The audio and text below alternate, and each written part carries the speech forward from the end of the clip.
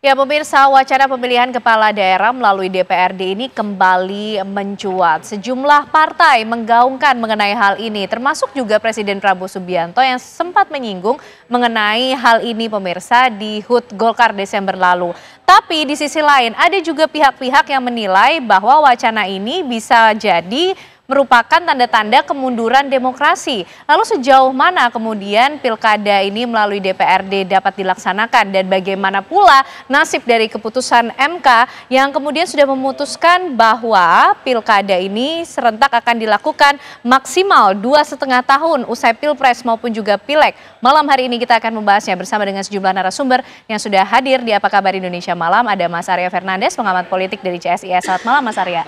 Sehat ya Mas? Alhamdulillah. Alhamdulillah, terima kasih sudah hadir di Apa Kabar Indonesia Malam. Dan bergabung melalui sambungan Zoom ada Bang Rifki Nizami Karyasa Yuda, Ketua Komisi 2 dari Partai Nasdem. Selamat malam Bang Rifki. Selamat malam, Assalamualaikum. Waalaikumsalam. Dan juga bergabung bersama kita malam hari ini ada Bang Saleh Daulay, Ketua DPP PAN. Selamat malam Bang Saleh Daulay. Selamat malam. Oke, baik. Mas Arya, ini bagaimana melihat adanya wacana di tengah publik yang juga didengar tentunya soal pilkada melalui DPRD yang kembali mencuat. Tapi putusan MK sudah mengatur Mas, 2,5 tahun maksimal usai Pilpres dan Pileg. Ya baik, terima kasih ya. Menurut saya itu pilkada langsung di mana masyarakat dapat memilih calon kepala daerah baik di level gubernur dan kabupaten kota. Untuk saat ini saya kira adalah pilihan yang terbaik ya. Dibandingkan kalau kita kembali pada pemilihan via DPRD. Kenapa begitu? Kenapa terbaik? Paling nggak ada 3 atau 4 alasan. Ya. Alasan yang pertama adalah pilkada itu menjadi salah satu sumber dari rekrutmen dan regenerasi politik. Mari kita lihat contohnya. Pada gelombang pertama pilkada langsung tahun 2005, saat persyaratannya ketika itu masih 15%, itu banyak bermunculan tokoh-tokoh lokal yang kemudian menjadi pemimpin nasional. Misalnya di generasi ini muncul Pak Jokowi ya 2005 di Solo, Bu Tri Risma Harini di Surabaya, Pak Ahok di Bangka Belitung, dan generasi-generasi lainnya. Generasi setelahnya juga muncul ada nama Ridwan Kamil di Bandung, ada nama Bima Arya di Bogor dan segala macam. Jadi pilkada itu jadi sumber penting dalam hal rekrutmen dan regenerasi politik. Itu alasan pertama. Yang kedua? Alasan yang kedua, pilkada langsung itu juga jadi sumber saya istilahkan karir politik. Dan banyak misalnya dari kepala-kepala daerah yang memulai karir politiknya dari level kabupaten kota, kemudian meningkat pada level gubernur, meningkat pada level pemimpin nasional. Sebagai contoh Ridwan Kamil ya, kalau kita ambil contoh yang paling populer, memulai dari wali kota Bandung, kemudian menjadi gubernur. Dan ini tidak bisa didapatkan kalau pilkadanya dilakukan via DPRD, karena orang nggak mengetahui. Nah, alasan ketiga, pilkada itu juga bisa jadi semacam medium bagi masyarakat untuk menghukum pemilih atau memberikan apresiasi kepada kepala daerahnya. Kalau kepala daerahnya dianggap berhasil, dia akan pilih lagi. Tapi kalau kepala daerahnya dianggap tidak berhasil ketika menjabat, masyarakat akan memilih calon lain. Karena dia masyarakat yang memberikan suara secara langsung. Itu tidak bisa didapatkan di via DPRD. Karena itu hanya evaluasi di level, kalau DPRD yang kecil, hanya 25 orang DPRD, nggak bisa melakukan, maksudnya publik nggak punya kesempatan untuk melakukan itu. Makanya di pilkada kemarin, itu di tingkat gubernur ya, dari 21 incumbent gubernur yang maju, itu 12 diantaranya kalah. Banyak faktor, ada yang dianggap nggak berhasil, ada yang mungkin kompetisinya kuat, kandidat penantang bagus, hanya 9 orang yang berhasil. Nah yang nggak berhasil itu misalnya Edi Rahmayadi di Sumut, ada di Sumsel, ada di Lampung dan segala macam. Baik Mas Arya, ditahan dulu, kita masih ingin tahu bagaimana penjelasan lebih lengkapnya lagi. Tapi kita juga ingin tahu bagaimana kemudian Komisi 2 DPR melihat mengenai wacana ini, Bang Rifki. Komisi 2 DPR sampai dengan saat ini belum memiliki sikap resmi terkait dengan putusan Mahkamah Konstitusi nomor 135 garing PUU garing 2024 yang kira-kira amarnya ada 3 yang paling penting. 1, mengamarkan, memerintahkan untuk menghadirkan pemilu nasional dan pemilu lokal. 2, jeda antara pemilu nasional dan pemilu lokal minimal 2 sampai 2,5 tahun. Yang ketiga, dalam konteks menghadirkan norma pemilu lokal atau pemilu daerah, maka pembentuk undang-undang Presiden dan DPR diminta untuk membuat norma transisi.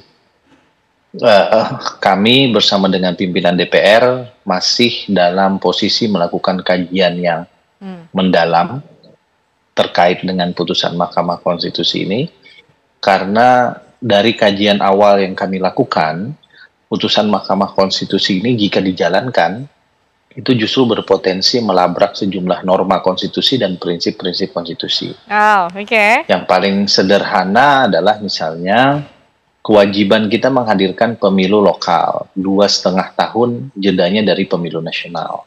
Pemilu lokal salah satunya adalah pemilihan anggota DPRD.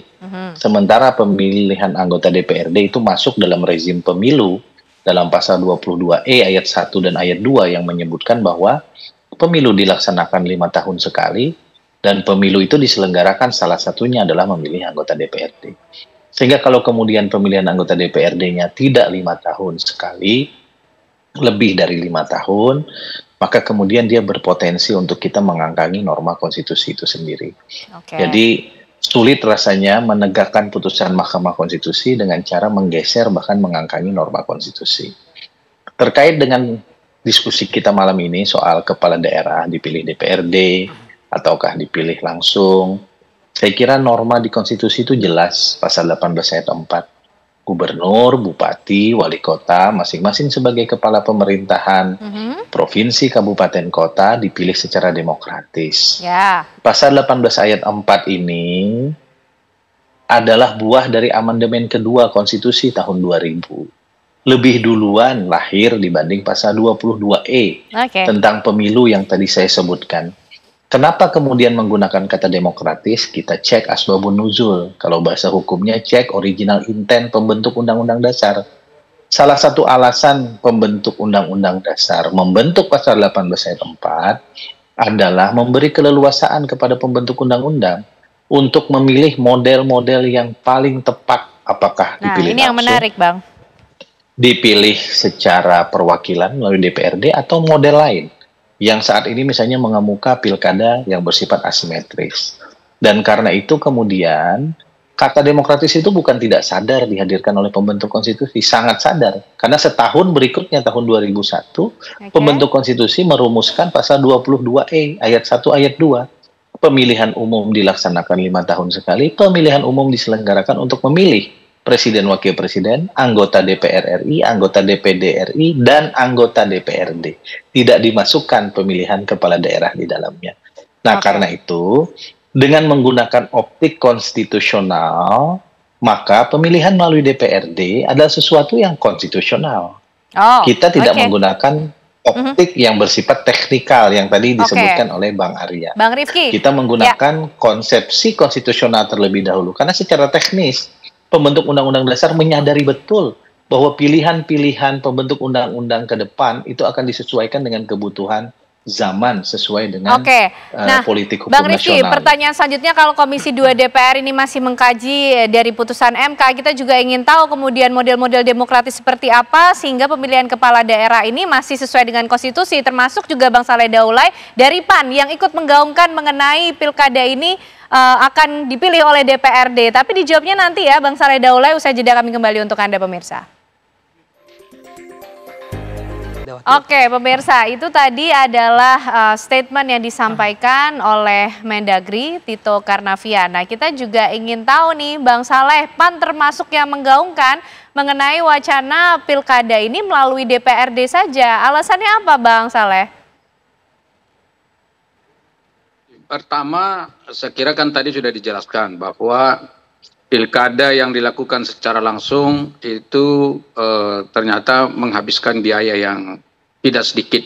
karena kita mempunyai 517 kabupaten kota di seluruh Indonesia dan juga kita punya 36 provinsi di seluruh Indonesia. Nah, ini artinya bahwa memang itu pasti akan membutuhkan biaya yang sangat besar karena setiap warga negara yang ada di daerah tersebut itu ikut serta untuk memilih, dan untuk kepesertaan tersebut dibutuhkan berbagai macam logistik yang terkait dengan penyelenggaraannya. Oke. Yang kedua, kita menilai bahwa mutu dan kualitas hasil pemilu yang dilakukan langsung atau melalui perwakilan itu sebetulnya tidak jauh berbeda. Bahkan tidak ada jaminan bahwa mereka yang dipilih secara langsung itu akan menjadi kepala daerah yang betul-betul berpikir secara maju dan modern dan juga betul-betul memikirkan masyarakat yang mereka wakili atau yang katakanlah yang menunjuk dan memilih mereka. Karena kita lihat bahwa faktanya banyak sekali kepala daerah yang bermasalah, dan masalah itu masalah hukum. Ada banyak korupsi, ada banyak penyalahgunaan kekuasaan, ada banyak hal-hal yang katakanlah tidak sesuai dengan apa yang semestinya. Katakan misalnya yang hal-hal kecil saja, antara bupati, wakil bupati, wali kota dan wakil kota, gubernur, wakil gubernur, kadang-kadang tidak sejalan. Padahal mereka pada saat maju sama, tapi begitu sudah duduk, ternyata antara mereka komunikasinya tidak berjalan baik, dan itu banyak, ya cuman tidak diungkap secara satu persatu di hadapan publik. Baik. Kemudian yang ketiga, biaya yang dihabiskan untuk menang dalam pilkada itu tidak sedikit, sebab setiap kepala daerah yang menang nggak mungkin tidak menggunakan anggaran, pasti menggunakan biaya. Minimal dia untuk cetak spanduk saja, ini yang halal ya yang dilakukan. Itu tidak sedikit, ditambah biaya dari tim suksesnya. Dan kalau misalnya pilkadanya dilakukan 2 kali, ya kan, pertama sudah menang, membutuhkan biaya tertentu. Kemudian ternyata ada selisih dan sengketa, oleh Mahkamah Konstitusi diminta untuk 2 kali pilkadanya. Tentu akan menghabiskan biaya yang cukup besar sekali.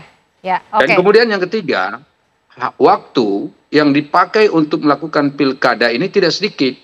Sehingga kita lihat misalnya mereka-mereka yang melakukan dan ikut pilkada itu sangat membutuhkan waktu yang tidak sedikit. Mereka harus melakukan sosialisasi jauh-jauh hari sebelumnya, dan jarang sekali mereka yang menang jika hanya melakukan sosialisasi dalam waktu yang sangat terbatas. Baik, Bang Saleh. Kemudian yang berikutnya, saya tidak katakanlah melihat ada sisi negatif atau jelek dari pilkada langsung tersebut. Sebab dulu ketika kita melakukan pilkada yang pilkada yang diwakili, DPRD. Ketika kita memilih kepala daerah melalui sistem tadi, melalui DPRD, justru dulu juga kita menemukan tokoh-tokoh yang luar biasa. Ya, katakanlah seperti Ali Sadikin di Jakarta, itu kan luar biasa. Jadi penampilannya juga dan legasinya yang ditinggalkan kepada kita itu juga banyak, yang betul-betul saya kira monumental dan bisa dan banyak ditiru oleh kepala-kepala daerah setelahnya. Dan karena itu menurut saya, kalau dikatakan bahwa pemilihan kepala daerah melalui perwakilan itu dianggap tidak demokratis, saya kira itu tidak tepat. Karena memang sistem demokrasi kita kan macam-macam. Tinggal bagaimana kita merumuskan peraturan yang tepat, yang sesuai, sejalan, dan dengan demikian tidak melanggar apapun, termasuk terutama melanggar konstitusi dan undang-undang dasar 45. Pertanyaannya nih tentang frasa demokratis ya, karena kemudian pemilihan ini harus memenuhi prinsip-prinsip demokrasi. Tapi bagaimana kira-kira pemirsa respon masyarakat atas wacana ini? Kami ajak Anda lebih dulu untuk melihat bagaimana kemudian tanggapan masyarakat bersama dengan rekan kami Vanessa Liu. Selamat malam Vanessa, silakan. Ya, selamat malam pemirsa. Rencana dari kebijakan pemilihan kepala daerah yang akan dipilih langsung oleh DPRD ini memang menuai pro kontra. Sebagai sisi positifnya, memang negara akan jauh lebih menghemat anggaran karena memang pilkada ini setiap tahunnya menelan biaya yang cukup besar. Namun bagaimana tanggapan dari masyarakat yang akan kehilangan hak pilihnya? Kita akan dengarkan sama-sama bagaimana tanggapan masyarakat soal kebijakan ini. Halo, selamat malam. Dengan siapa Bapak? Hadiana. Pak, rencananya ada wacana bahwa pilkada akan dipilih langsung oleh DPRD. Bagaimana tanggapan Bapak sebagai masyarakat? Saya pribadi dengan pemilihan langsung dihilangkan dan ditunjuk oleh DPRD tidak setuju ya. Karena ya kalau pemilihan langsung oleh masyarakat yaitu di situ ada hak langsung yang ditunaikan oleh masyarakat. Kalau itu dihilangkan itu akan malah jadi memperburuk keadaan yang sebelumnya mungkin kepala daerah itu tidak benar-benar mewakili masyarakat karena ada sistem jual beli suara. Harusnya itu yang diperbaiki, bukan dihilangkan dan diganti dengan penunjukan dari DPR, kurang lebih seperti itu. Tapi kan dengan kebijakan ini memang kita akan lebih hemat anggaran ya Pak. Tapi menurut Bapak apakah penghematan anggaran ini memang betul-betul krusial untuk dilakukan? Setuju, memang bakal ada penghematan anggaran. Tapi dengan adanya penunjukan kepala daerah oleh beberapa orang saja, malah nanti yang terpilih adalah kepala daerah yang sudah dikondisikan. Saya takutnya seperti itu. Jadi malah nanti korupsi makin merajalela gitu. Jadi itu malah lebih penghematannya nggak tercapai malah. Gitu. Berarti untuk Bapak sendiri masih setuju kalau pilkada memang seharusnya dari suara rakyat ya Pak? Iya, saya lebih setuju seperti itu. Ya. Terima kasih ya Pak. Ya demikian pemirsa tanggapan dari salah satu warga atau masyarakat Indonesia yang memang kontra dengan wacana dari kebijakan ini. Untuk selanjutnya apakah kebijakan ini memang akan diberlakukan? Kita akan nantikan bagaimana keputusan selanjutnya. Demikian yang dapat kami sampaikan. Kami kembalikan ke studio. Baik, terima kasih Vanessa Liu mengabarkan dan juga menangkap bagaimana aspirasi masyarakat. Bang Rifki, tadi sudah mendengar langsung lah dari rakyat. Setuju kok kalau alasannya untuk menghemat anggaran. Tapi pemilihannya tetap dilaksanakan secara langsung oleh rakyat begitu, dan juga sekaligus menanggapi alasan-alasan lain yang tadi sudah disampaikan oleh Bang Saleh. Silakan Bang Rifki. Ya, kita nggak perlu dibentur-benturkan dengan rakyat. Kita ini kan melaksanakan konstitusi saja dalam bernegara. Ya. Toh di konstitusi sudah jelas ruangnya dibuka.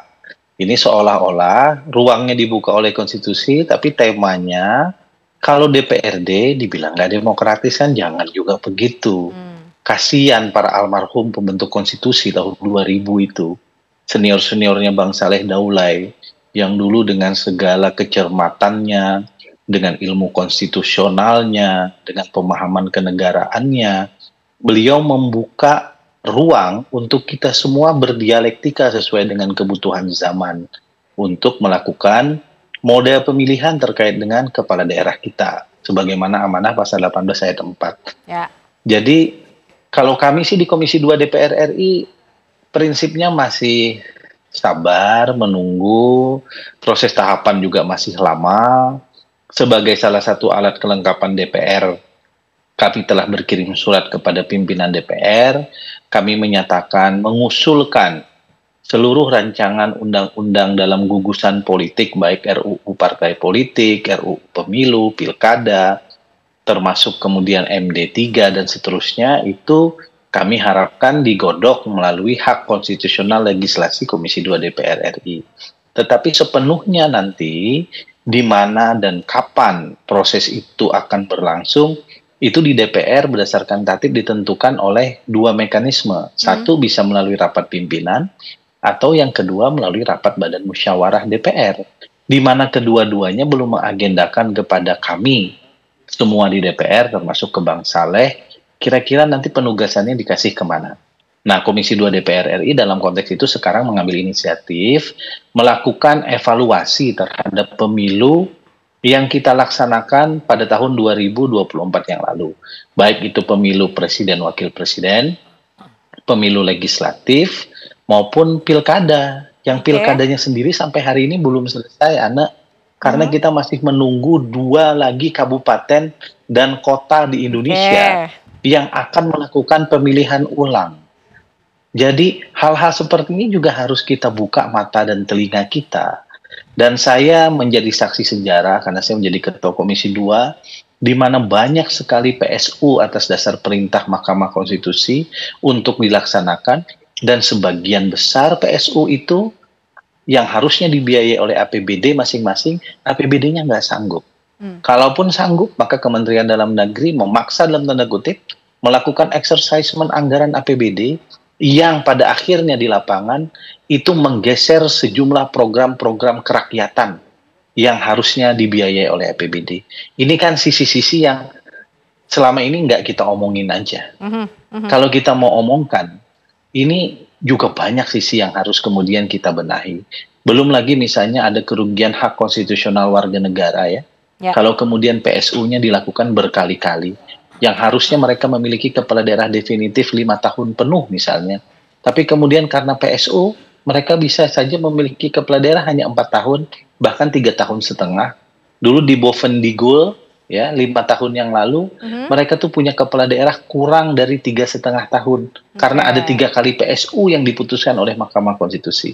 Pilkada reguler dibawa ke MK, diminta PSU. Hasil PSU pertama dibawa ke MK, diminta PSU lagi. Sekali lagi dibawa ke MK, diminta PSU lagi. Kalau seperti ini, pada satu sisi kedaulatan rakyat betul terimplementasikan, terejawantahkan, tetapi kemudian dalam konteks berpraktek berpemerintahan, tata kelola bernegara kita, itu juga sesuatu yang harus kita pertimbangkan. Jadi saya kira tolong kita lihat ini dari optik yang lebih holistik. Dalam bahasa Bang Saleh dan Bang Arya lebih kafah kita melihatnya, agar kita bisa mempertimbangkan kemaslahatan yang lebih besar untuk bangsa dan negara ini. Intinya untuk kemaslahatan yang lebih besar bagi bangsa dan negara. Jadi sabar dulu begitu ya Bang Rifki ya, karena Komisi 2 DPR akan betul-betul mengkaji mengenai hal ini. Bang Rifki, terima kasih atas diskusinya malam hari ini, tapi kita masih akan melanjutkan pembahasan ini tentunya pemirsa untuk Anda. Masih bersama dengan Bang Saleh dan juga Mas Arya. Usai jeda pemirsa, kami kembali untuk Anda. Baik, kita lanjutkan pembahasan kita malam hari ini pemirsa mengenai wacana pilkada melalui DPRD. Mas Arya, sebetulnya untung ruginya apa sih ketika kemudian pilkada ini dipilih oleh DPRD? Banyak untungnya atau banyak baiknya ketika dipilih langsung oleh masyarakat? Oke, baik. Kalau dipilih oleh langsung secara masyarakat, ini kan kepala daerah ini kalau kita lihat dalam banyak regulasi, dia kan mengurusi isu-isu publik. Kesehatan, pendidikan, kesejahteraan masyarakat gitu ya.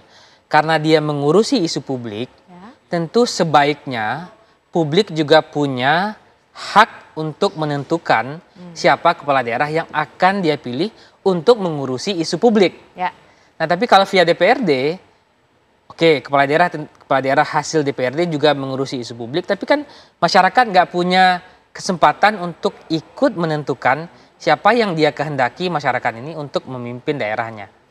Nah, itu saya kira poin pentingnya. Nah, tapi kalau kita balik lagi sedikit nih ke pasal 18 ayat 4 dan pasal 6A. Pasal 18 ayat 4 itu lahir karena perubahan amandemen kedua di tahun 2000.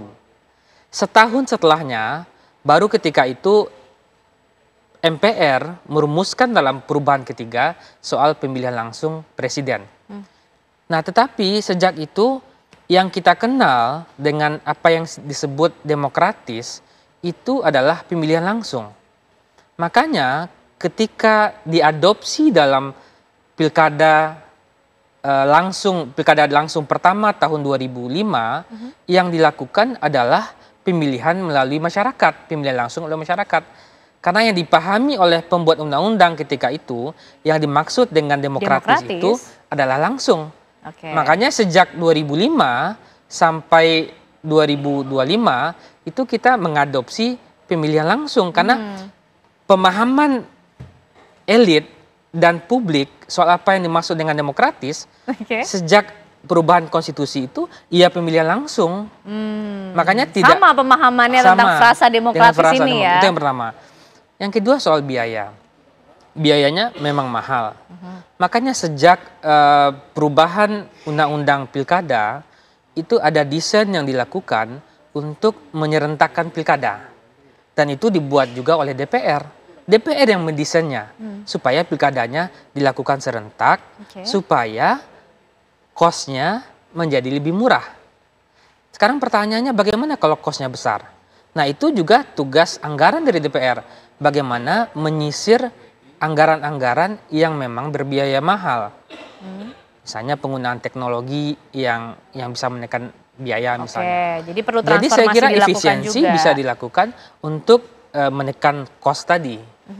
Oke, baik Bang Saleh, mekanismenya akan seperti apa sih? Tadi kan Bang Saleh sudah lebih dulu ya menyampaikan alasan-alasan kenapa kemudian wacana pilkada melalui DPRD ini juga patut untuk dipikirkan dengan menjunjung demokrasi tentunya ya, pilihan dari rakyat. Tapi mekanismenya gambarannya seperti apa sih Bang Saleh?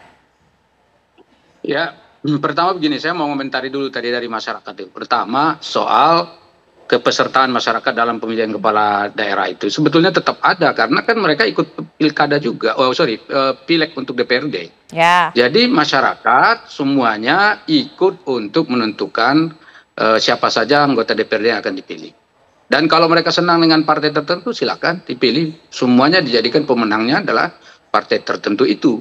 Kemudian yang kedua, sebetulnya andai kata masyarakat misalnya ingin ikut berpartisipasi, misalnya menyampaikan suara dan aspirasi mereka langsung kepada kepala daerah yang terpilih, itu juga tidak ada keberatan sama sekali karena ada anggota DPRD yang memang sudah punya tugas dan tanggung jawab, yaitu untuk menyuarakan dan menyampaikan aspirasi yang mereka sampaikan itu.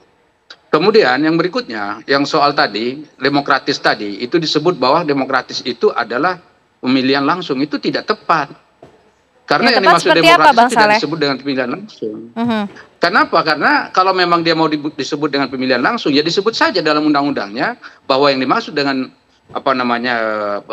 pemilihan kepala daerah itu dilakukan secara langsung, bukan secara demokratis. Disebut saja secara langsung, kan tidak ada keberatan apa-apa. Tetapi karena dia memang masyarakat ataupun anggota DPR dan pemerintah diperkenankan untuk memilih cara-cara yang demokratis seperti apa yang akan dilakukan, maka disebutlah dengan kata demokratis itu. Nah, karena itu jangan tafsir sendiri seperti yang disampaikan oleh Mas Arya tadi, itu dianggap bahwa itulah tafsir daripada pembuat undang-undang. Tidak benar itu. Tidak seperti itu. Karena ini kan undang-undangnya sudah jadi. Ketika kita membaca tafsir, itu adalah teks yang sekarang ada dalam undang-undang itu ya kita tafsirkan, terserah. Makanya sejak 2005 saya belum selesai. Yang dimaksud demokratis oleh pembuat konstitusi itu adalah pemilihan langsung. Oke, baik. Silakan Bang Saleh dilanjutkan. Tidak tepat bahwa itu pemilihan langsung. Karena kalau dia disebut pemilihan langsung, disebut pemilihan langsung. Saya bilang ini, yang dimaksud frasa demokratis dalam konstitusi itu, dalam implementasinya dilakukan melalui pemilihan langsung. Makanya sejak 2005 kita melaksanakan pemilihan langsung. Mas Arya dari mana tahu kalau itu adalah pemilihan langsung? Yang dimaksud dengan demokratis itu adalah pemilihan langsung? Siapa yang mengatakan itu? Itu kan tafsir. Itu pemahamannya Pak Arya sendiri sebagai katakanlah pengamat. Itu monggo silakan. Tidak masalah, tetapi bukan berarti yang dimaksud dengan demokratis itu adalah pemilihan langsung. Itu salah. Gini. Nah, kemudian saya itu kan ada derajatnya, Pak Saleh. Jadi ada yang full demokratis, ada yang setengah demokratis, ada yang nggak demokratis. Yang full demokratis itu ya pemilihan langsung. Kalau via DPRD itu setengah demokratis itu. Itu setengah demokratis. Itu tafsir soal ada yang full demokratis, ada yang setengah demokratis, emang ada begitu. yang tidak demokratis. Cara kita melihat derajat demokrasi ya seperti itu. Kalau dia langsung itu dia full demokratis. Oke, ditahan Mas Arya. Bang Saleh silakan menutup. Saya tadi ketika Pak Arya bicara saya tidak potong. Sekarang izinkan saya menjelaskan dan melanjutkan persepsi saya terhadap undang-undang itu. Karena nanti ini takutnya masyarakat menganggap kita yang salah.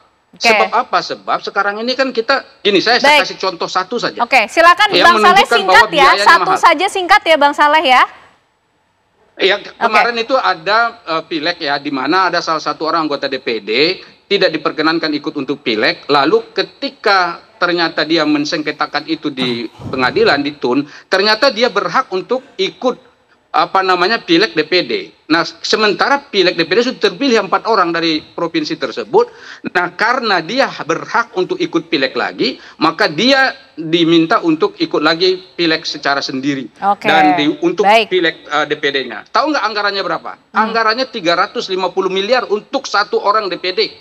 Baik, yang Bang terpilih Saleh. dari Provinsi Sumatera Barat. Kita sudah tangkap poinnya tadi. Kita sudah tangkap poinnya Bang Saleh. Ini jangan terburu-buru dong untuk menjelaskan seperti ini, nggak bisa terburu-buru. Oke, karena kita waktu yang terbatas. Ya, silakan Bang Saleh. Alternatif yang ada di dalam penyelenggaraan dan pemilihan kepala daerah itu silahkan dibuka seluas-luasnya untuk masyarakat.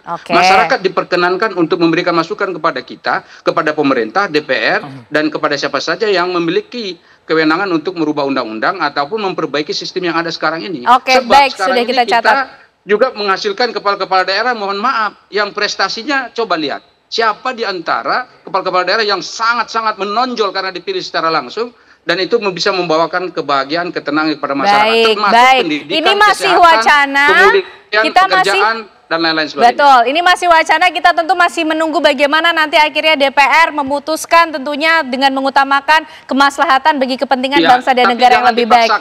Oke, Pak Arya tadi, baik. Seakan-akan itu yang benar, itu juga baik. tidak tepat. Publik Salah sudah itu. menilai Bukan sendiri begitu. juga nanti. Terima kasih Bang Saleh, malam hari ini diskusinya luar biasa. Bang Saleh, terima kasih atas waktunya. Terima kasih juga Mas Arya atas diskusinya malam hari ini. Sehat selalu semuanya. Dan